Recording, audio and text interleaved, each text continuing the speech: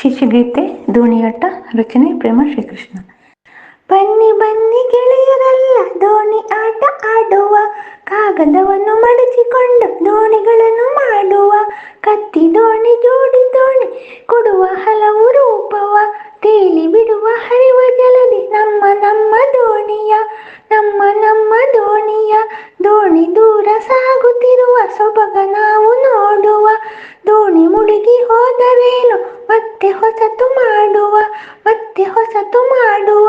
ಬನ್ನಿ ಬನ್ನಿ ಗೆಳೆಯರೆಲ್ಲ ದೋಣಿ ಆಟ ಆಡುವ, ನಕ್ಕು ನಲಿದು ಆಟ ಆಡಿ ಮುದವ ನಾವು ಹೊಂದುವ, ಮುದವ ನಾವು ಹೊಂದುವ.